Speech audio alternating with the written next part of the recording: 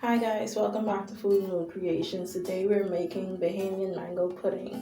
So Independence is on the 10th and I wanted to do something really special since it's also the birthday of Food and Mood Creations this month. So this entire month I will be releasing new or healthier versions of classic Bahamian recipes.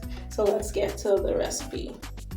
So in this bowl there's oat flour, millet flour, baking powder, cassava flour, tapioca starch, potato starch, and salt, and I'm going to whisk that to combine.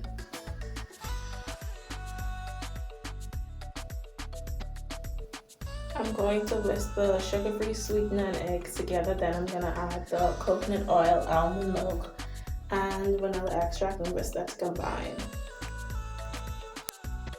Now I'm going to whisk the dry ingredients into the wet ingredients until combined.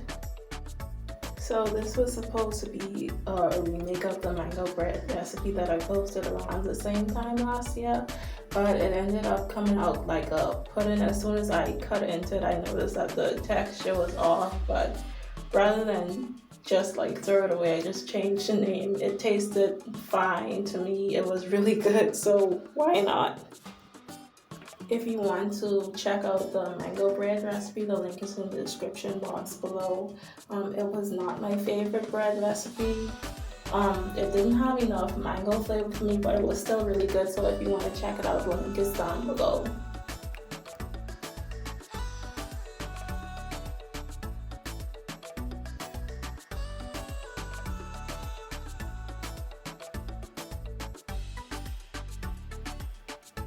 Now I'm going to fold the mango puree in. So these are fresh mangoes that I pureed. These are actually the stringy mangoes. So if you put them in a blender and puree them, then put them into a fine mesh sieve, several bowl. The sieve will catch the hair-like fibers and they won't end up in the pudding.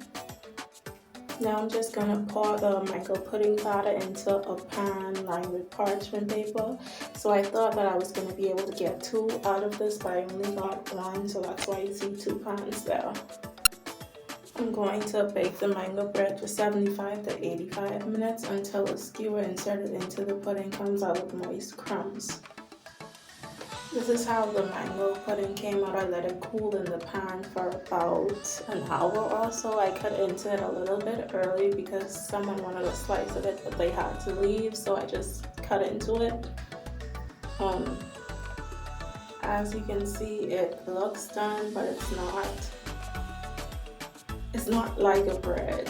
So you can see it sticking to the knife. It has like a sticky, I don't know, but it just looked like pudding to me, so that's what I called it. It was really good. It was really delicious. You can taste like all the mango flavor, and I really enjoyed it.